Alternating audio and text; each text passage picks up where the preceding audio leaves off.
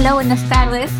Es un gusto estar con ustedes. Es un gusto especial para mí presentar este libro de Daniel, que justo le estaba comentando que es un libro que me ha gustado mucho. Bueno, ya entrando a la presentación propiamente dicha, este libro, eh, es un libro, creo yo, que da cuenta de la buena salud del género en nuestro país, del género fantástico, del género de ciencia ficción en todos sus registros. Eh, Daniel va del fantástico más luminoso al más oscuro, pasa por el terror, pasa por la ciencia ficción, eh, explora, como les digo, todos los registros del género fantástico y la ciencia ficción, siempre de un modo muy actual, que eso es precisamente algo que me ha gustado mucho del libro, que si bien se nota que es un libro que viene de una tradición, que es un autor que ha bebido de los clásicos, eh, se notan, se nota la herencia de Borges, de Philip Dick, eh, se notan estas herencias y eso es bueno porque nos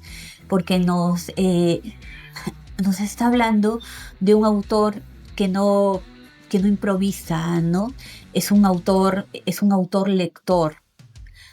Es un autor que ha bebido de todas estas grandes fuentes de estos géneros y los está reelaborando, los está actualizando de un modo, de un modo verdaderamente estupendo.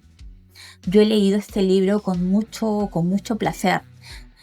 Y además es un libro que te captura desde el primer cuento. En el primer cuento, obvio, no puedo spoilear, pero es un cuento que yo siento que hay allí cositas borgianas, pero también esta vuelta de tuerca eh, tan, tan que nos remite también un poco a un cuento de Lovecraft, Los gatos de Uptar, creo que se llama, ¿no? Bueno, hay también eso, pero todo muy renovado, muy actual, de modo que estos elementos se sienten nuevos al leerlo. Bueno, y eso es del primer cuento. En todos los cuentos el lector se va a encontrar con referentes, pero unos referentes actualizados, renovados y también muy críticos de la sociedad. Este libro desmiente, como lo hace la buena literatura de ciencia ficción y el fantástico, desmiente que sea un género escapista, ¿no? Estos cuentos nos están, nos están hablando de las muchas crisis que atraviesa nuestra sociedad. Están señalando la deshumanización del individuo, la virtualidad que nos encierra cada vez más en nosotros mismos y nos lleva a la soledad, a la incomunicación.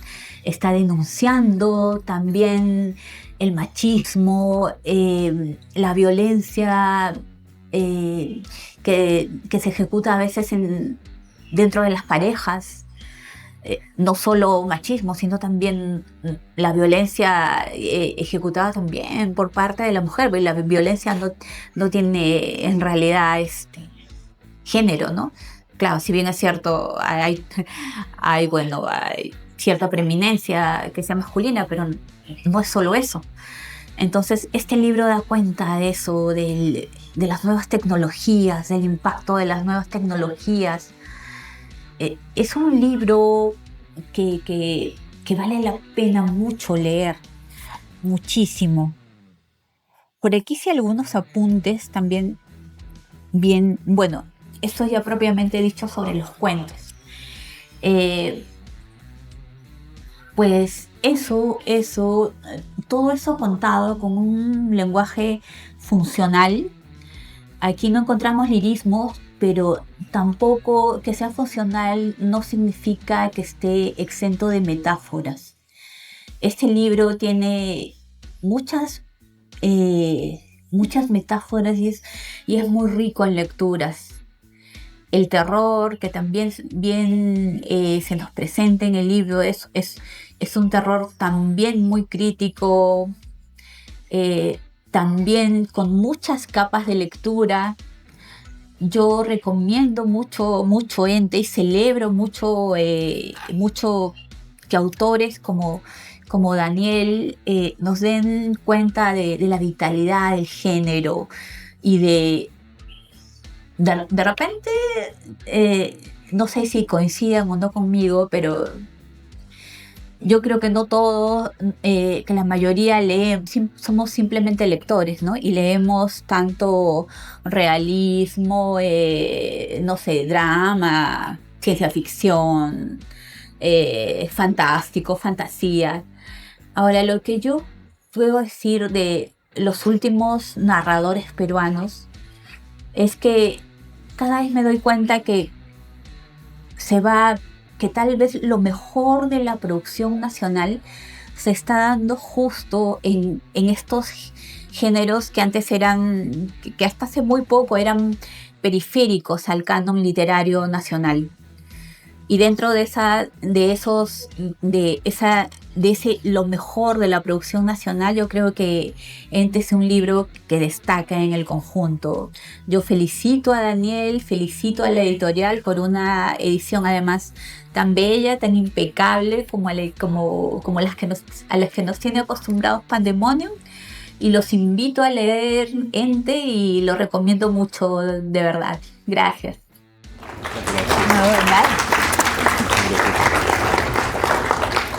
Buenas tardes, gracias por la invitación a copresentar el libro de Daniel. Gracias a Daniel, gracias a Geneva, gracias a Pandemonium. Me siento muy contento porque realmente, como dice Geneva, es un libro que merece mucho la pena.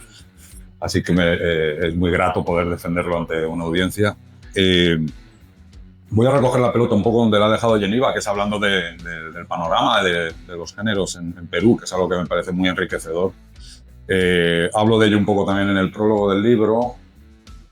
Realmente se está dando de verdad una especie de boom peruano de los géneros, de fantasía, de ciencia ficción y de terror específicamente, sobre todo. Está habiendo realmente una avalancha de autores que además han descentralizado mucho la literatura con respecto al centro neurálgico miraflorino, por así decirlo, incluso limeño.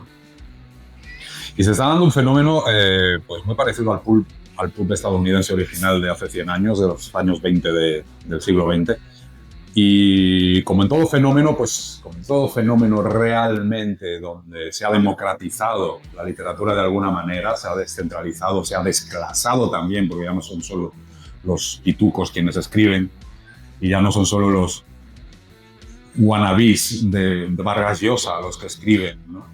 Los discípulos aventajados de Vargas Llosa. Ya por fin tenemos autores peruanos y autoras que no quieren ser el nuevo Vargas Llosa, ¿no? Después de tantos años de aguantar malos Vargas Llosa.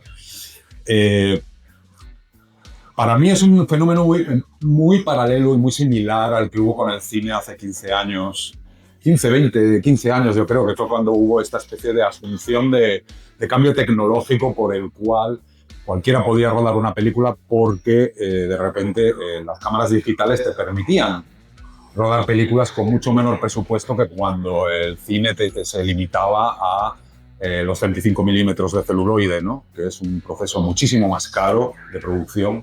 Y entonces eran unos cuantos elegidos o unos cuantos valientes también, porque era muy arduo en el mundo del cine poder conseguir rodar una película porque requería muchísima producción debido a esa especificidad técnica del celuloide, ¿no? Y de repente cuando las cámaras de vídeo y las cámaras digitales empezaron a popularizarse, empezaron a surgir un montón, una avalancha hace 15 años o 20, una avalancha de películas rodadas en digital.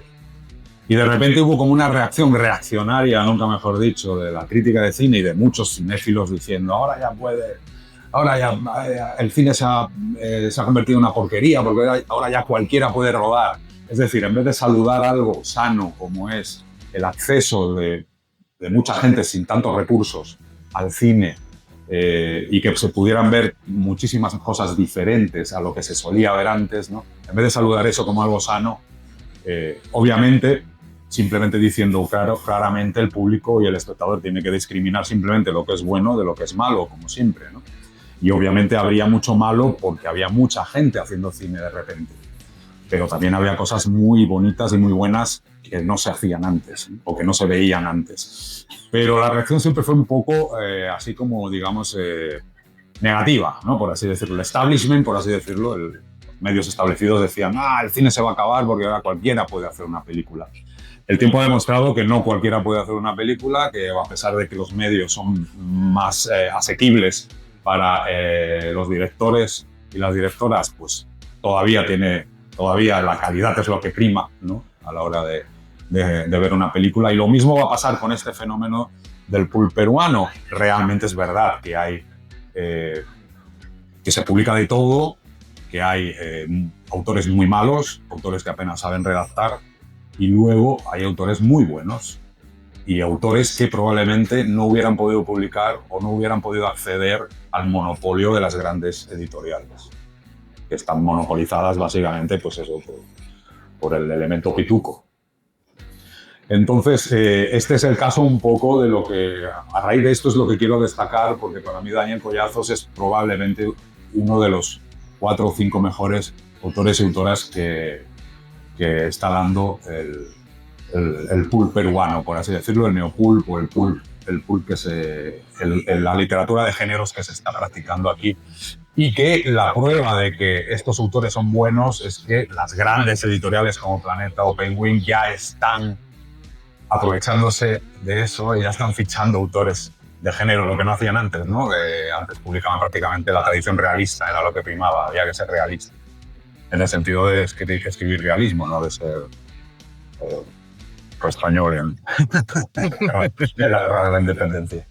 Y en ese sentido, eso es ya una demostración, el que haya varios autores que ya están accediendo a las grandes editoriales, entre comillas, a las editoriales de gran poder adquisitivo, a las multinacionales de la edición, significa que las pequeñas editoriales han hecho muy bien su trabajo. Las pequeñas editoriales peruanas que llevan más de 10 años publicando autores de terror y de fantasía, han hecho muy bien su trabajo, han conseguido un circuito alternativo al de las librerías a través de las ferias literarias, de las ferias de libros que realmente brotan en el país. Hay más de 50 ferias ahora mismo de libros en Perú. Y es un mercado, y se nota que es un mercado que ha cogido de manera muy grata esta proliferación de autores. Y como digo, entre todos estos autores y autoras, para mí Daniel Collazos es un autor ahora mismo imprescindible. Ya con su obra anterior creo que había zanjado un magnífico comienzo de trayectoria, y creo que con Ente confirma de sobras que estamos ante un autor especial, peruano, de género. Hay 2 cosas que quiero destacar de la literatura que quiero destacar de la literatura de Collazos. Una para mí es la principal, que es su ambición y su entusiasmo a la hora de narrar. Después de unos 20 años que he pasado lo mismo exactamente en la literatura española, de aguantar Mi Generación, por ejemplo, ¿no? Que es bastante insoportable, de aguantar escritores que no sabían qué escribir, que no sabían qué contar, que no querían contar nada porque no tenían nada que contar, porque era la primera generación que había vivido bien, menos en España, después de generaciones sufriendo por salir adelante y de crisis económicas y de tal. Nosotros fuimos la primera generación que vivió rodeada de videojuegos y de ocio, ¿no? el ocio que nos acosa ahora totalmente, ¿no? Ahora todo es ocio. Nosotros fuimos la avanzadilla de eso y mi generación básicamente no mostraba entusiasmo por narrar. Básicamente inventó la autoficción, que es contar tu mierda de vida, que no le interesa a nadie, y hacerla lo más aburrida posible, ¿no? Y eso ha sido la literatura en español durante mucho tiempo, con sanas excepciones. Entonces, de repente, de un plumazo, en unos poquísimos años, no sé si quien haya seguido esto, yo creo que se dará cuenta perfectamente de que ha sido así, de un plumazo ya no existe la autoficción, ¿no? O existe todavía en estos escritores que yo llamo, que quieren ser, exacto, Vargas Llosa en lugar de Vargas Llosa, y que yo llamo los escritores Giselo, ¿no? Porque son como Gisela, como Gisela Valcárcel. O sea, son chicos que están felices de estar dentro del status quo del establishment, ¿no? Y que no critican nada, que todo les parece bien, que llegan ahí arriba, publican su pseudo Vargas Llosa y están felices de estar ahí, y son obras que ni critican ni cuestionan nada de la sociedad, ni cuestionan nada del propio mundo literario, que hay mucho que cuestionar. Entonces son cosas bien aburridas, pero de repente nos encontramos en un panorama en el que hay un montón de autores y autoras que ya no hacen eso, que vuelven a narrar, que vuelven a encontrar el gusto por contarnos historias, que están entusiasmados en contarnos buenas historias. Y Daniel es un maestro en eso. Daniel cuenta muy buenas historias. Y ahí es un poco lo que iba Geneva, creo, cuando decía que entronca muy bien con los clásicos estadounidenses, sobre todo, pero también franceses, de la fantasía y el terror de hace 100 años. Entronca con ellos, pero nos cuenta cosas actuales, que nos interesan actualmente. Y ahí voy un poco con el segundo punto que quiero destacar de Daniel. Uno es esta pureza como narrador, esta pureza que encontramos en Estados Unidos en un Stephen King o en un Ray Bradbury, la encontramos en Daniel. Esta ilusión por fabular. Ilusión por fabular, que es algo que yo hace mucho tiempo no encontraba en mi generación, por ejemplo. Segundo, a lo que voy es, sus historias son absolutamente contemporáneas. Aunque utilicen un tono y utilicen una atmósfera y utilicen a veces una estructura muy de tradición de cuento de género, los temas, a mí lo que me ha fascinado de Ente y me ha sorprendido, francamente me ha sorprendido mucho y le envidio, es lo actualizado que está, la información que tiene de a dónde está yendo el mundo, las cosas que realmente nos están afectando, ya no solo diariamente, sino lo que se avecina y lo que acecha por ahí, ya sea a nivel de inteligencia artificial o 20.000 otras cuestiones, ¿no? Un poco la excrecencia del capitalismo que estamos viviendo y que nos está volviendo a todos un poco locos, el tema también de lo políticamente correcto llevado ya a un tema exacerbado, ¿no? Está muy al tanto de todo esto y entonces sus cuentos realmente son una ventana al futuro. En ese sentido cumple perfectamente la regla de la ciencia ficción y de lo que se llamaba, bueno, la ciencia ficción se solía conocer como novelas de anticipación, porque se anticipaban a lo que iba a ser la realidad. Y nuestra realidad ya es una novela de ciencia ficción de los años 50, absolutamente, ¿no? Por eso yo considero que ahora es dificilísimo escribir buena ciencia ficción y sin embargo Daniel la escribe. Nos lleva un punto más allá todavía, ¿no?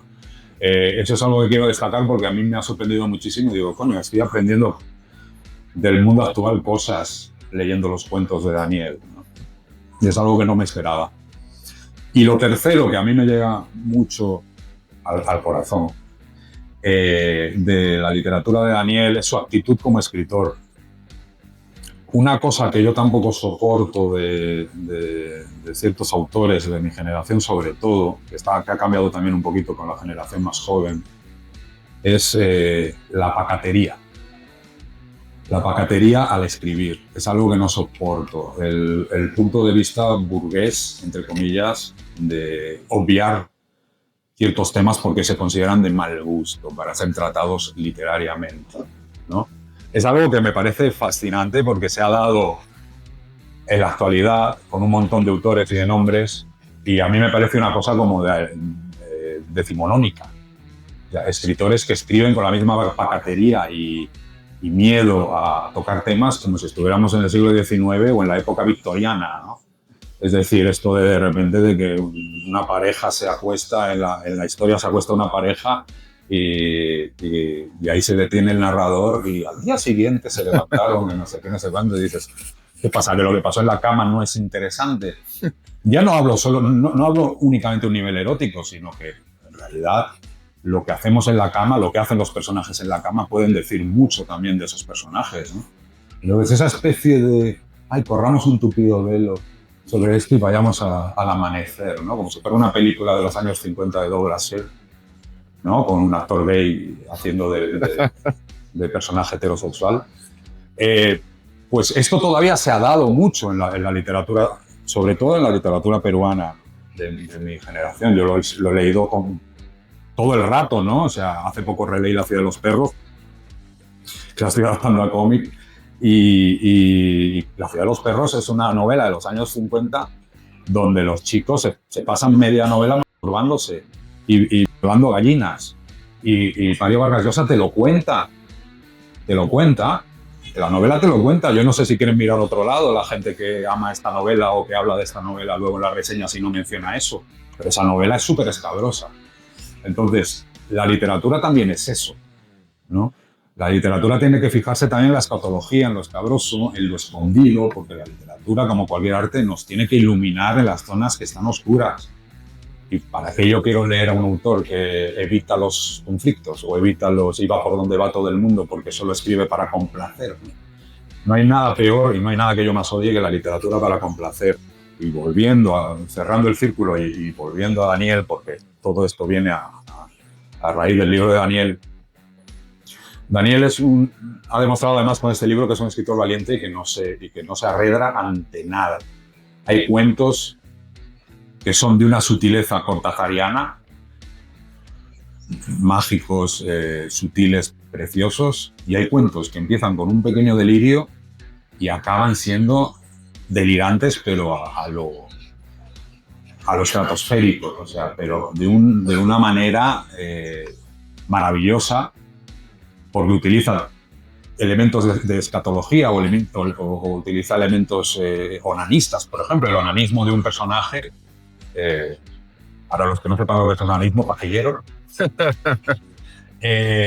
Un personaje adolescente, por ejemplo, que es muy pajillero y de repente utiliza eso que hemos vivido todos en nuestra adolescencia, esa fase, por así decirlo, y construye sobre ello una historia que va cada vez creciendo y cada vez yendo más lejos y más lejos en atrocidades y en salvajadas. Y uno dice, ¿dónde va a parar esto? Y nunca para, o sea, cada vez va más, de una manera que te deja bastante asombrado y fascinado, ¿no? Y creo que eso también para mí es un gran mérito.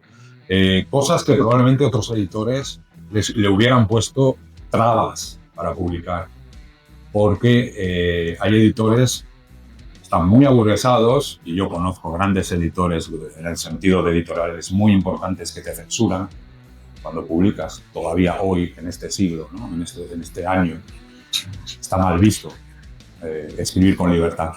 Y entonces Daniel escribe con libertad. Daniel no tiene miedo a tocar ese tema escandaloso o ese tema polémico o ese tema sensible o esa parte de los seres humanos, esas cosas que siempre hacemos a escondidas y de las que nadie quiere hablar nunca, ¿no?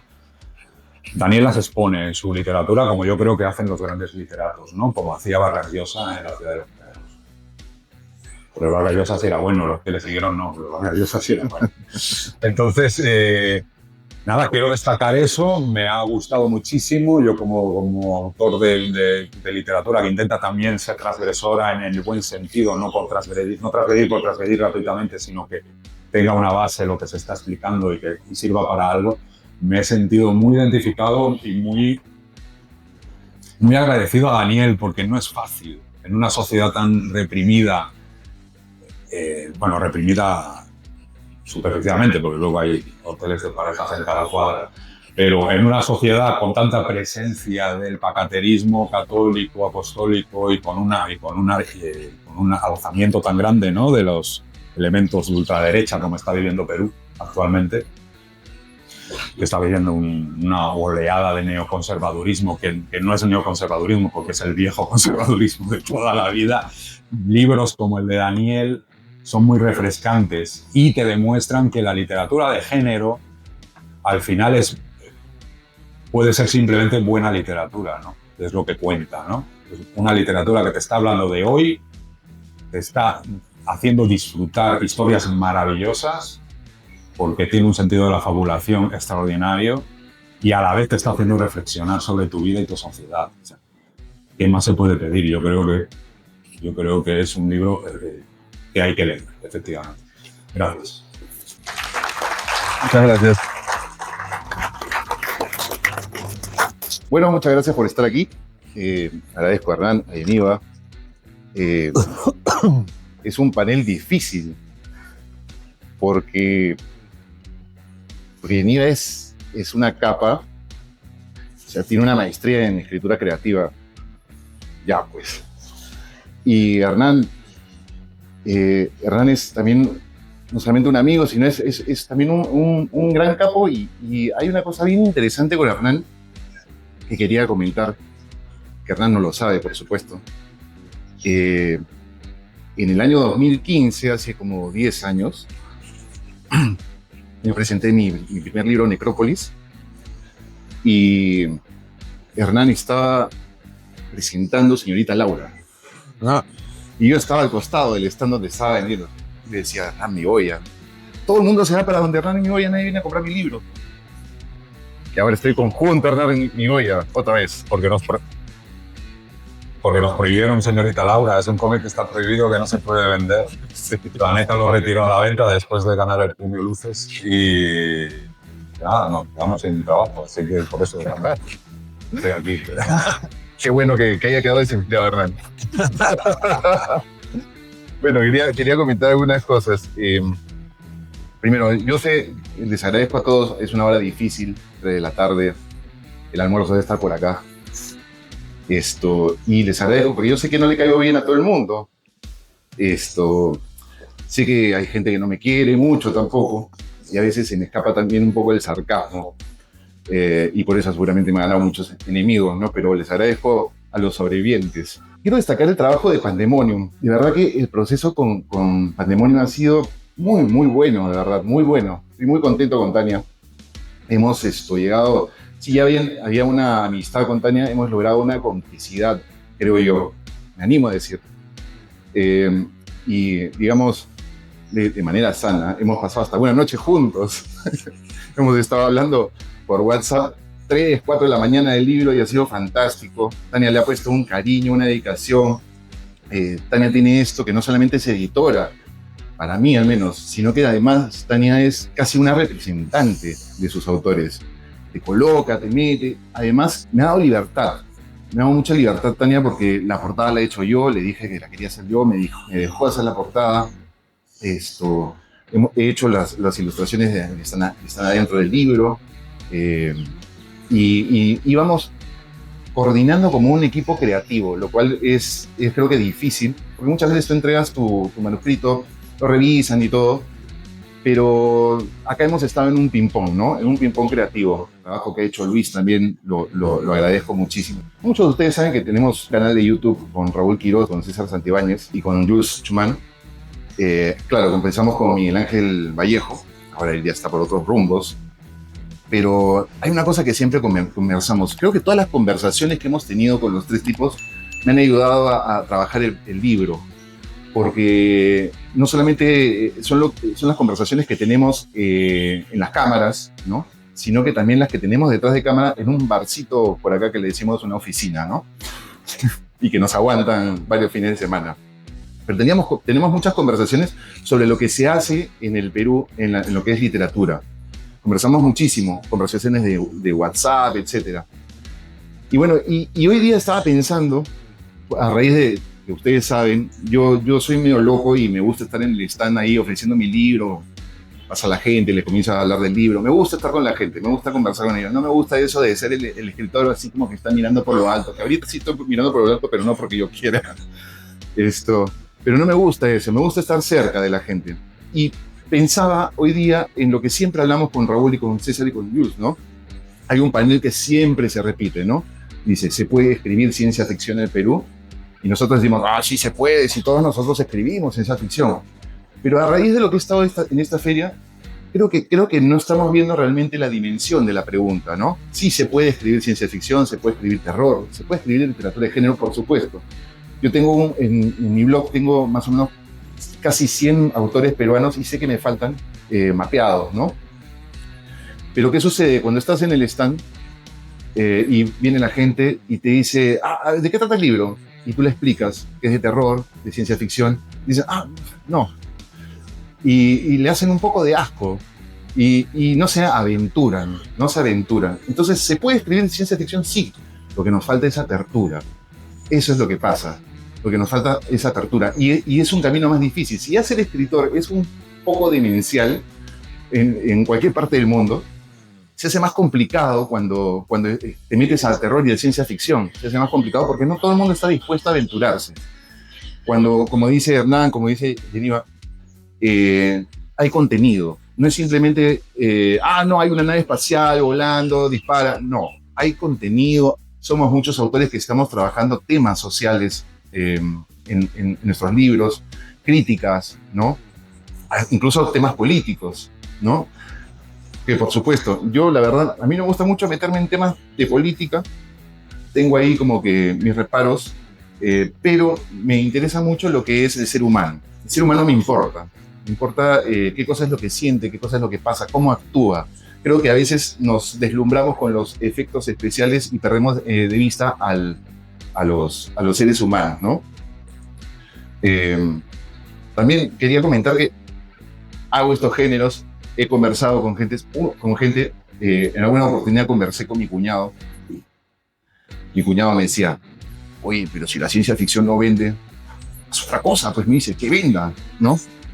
Y claro, podría ser romántico, podría ser realista, podría ser young adult, podría ser esas cosas, pero pensemos cada uno en nuestras vidas, ¿no? Imagínense, ustedes se podrían casar con una persona que no quieren en absoluto, pero tiene plata. Sí, claro, la pasas bravazo seguramente, pero ¿vas a ser feliz? Bueno, yo soy un poco agresivo, creo, porque yo quiero ser feliz y quiero tener plata. Quiero las dos cosas. Entonces, por eso escribo ciencia ficción y me estoy peleando con ciencia ficción, terror, hasta el fin. Por eso que tenemos el canal de los tres tipos también, ¿no? Quería comentar una influencia de César Santibáñez, que no nos acompaña en este momento, no porque esté muerto, está en Italia. El hombre para viajando por todas partes del mundo, ya no sé dónde está a veces. Pero César, siempre tenemos estas conversaciones y nos habla siempre del Yalo, los libros amarillos. Y yo dije, sí, el libro amarillo. Y qué mejor, digo yo, si es un libro para alterar el sistema, pensaba, tiene que ser un libro para alterar el sistema realmente. Un libro amarillo, ¿no? Lo que no se acostumbra en el terror. Rojo, negro, amarillo, ¿no? Y además bueno, me meto en cosas de diseño, por la creatividad, qué sé yo, ¿no?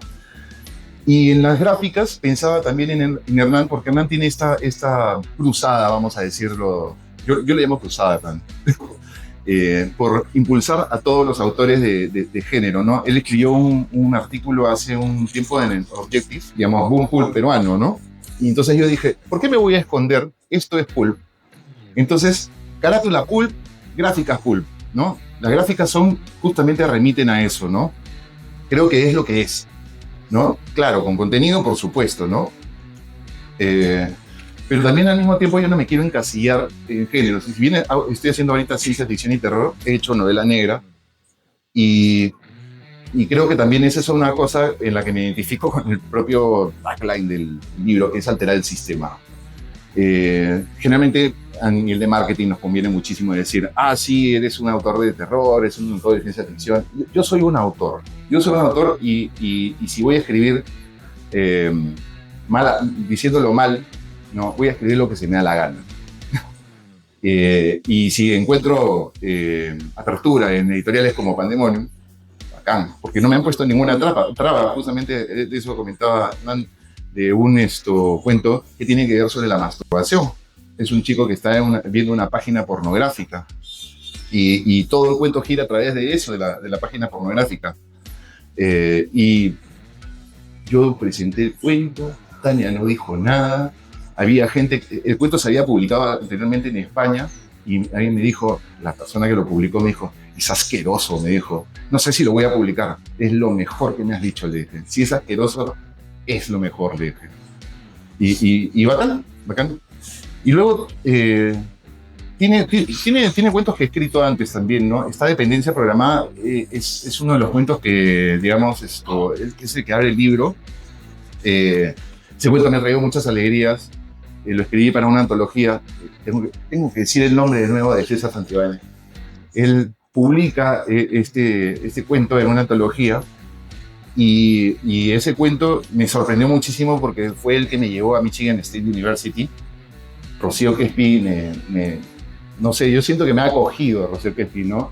Es una muy buena amiga, es una persona con la que hablamos muchísimo y creo que no nos hicimos amigos porque nos caíamos bien, nos hicimos amigos porque nos respetábamos como autores, ¿no?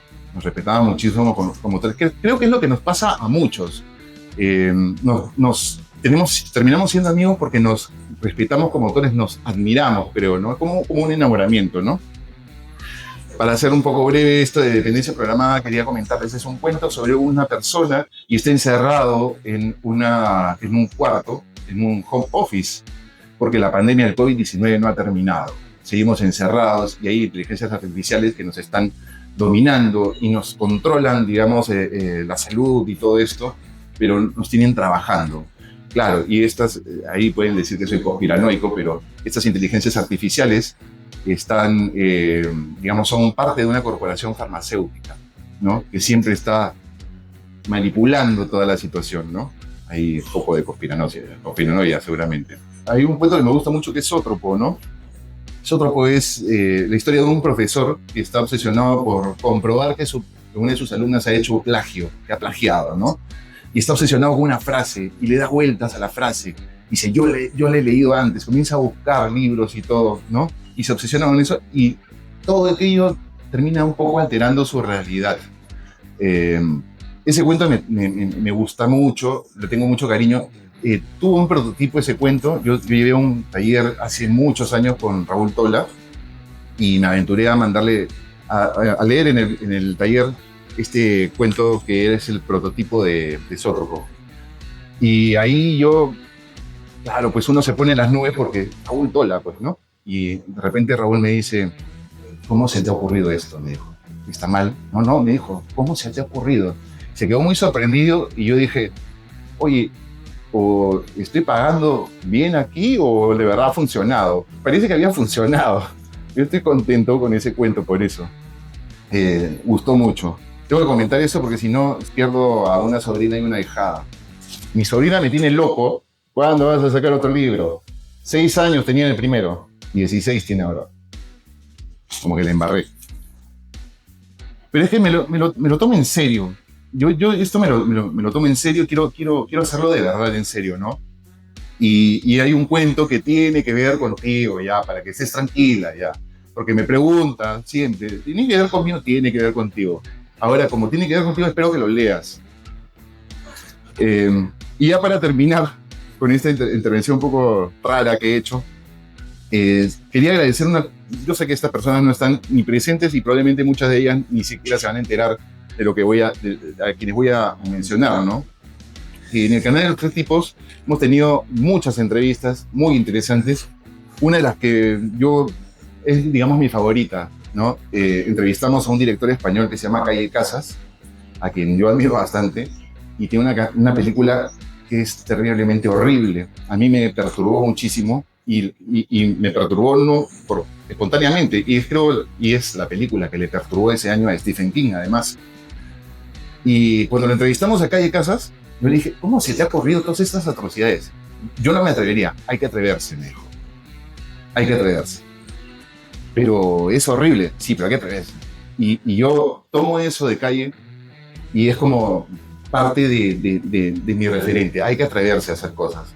Hemos entrevistado a Michelle Garza, directora mexicana de Huesera, con quien también he aprendido muchísimo, a Solange Rodríguez, a la misma Tania Huerta, a María Ángela Ugarelia, a Jorge Casilla, a Liliana Golanzi, a Daniel Salvo, y hacía un montón de autores, y todos pensaban que estaban yendo a una entrevista para que los otros nos contaran sus cosas. Todos cayeron en la trampa. En realidad, creo que somos muy perversos los tres tipos, porque aprendemos un montón de cosas de ellos, le sacamos información. Mira lo que está haciendo, mira qué paja. Comenzamos a preguntar, y claro, hay muchas cosas que son públicas. Creo que es una gran vitrina de aprendizaje. Es una gran vitrina de aprendizaje, y es lo que ha justamente terminado de hacer Ente, ¿no? Y lo que termina impulsándome a escribir. Ahora, no sé si me van a aceptar más adelante 2 personas que tengo al lado caer en esa trampa también, ¿no? Porque me gustaría entrevistarlos también, para ver qué cosas puedo sacar por ahí.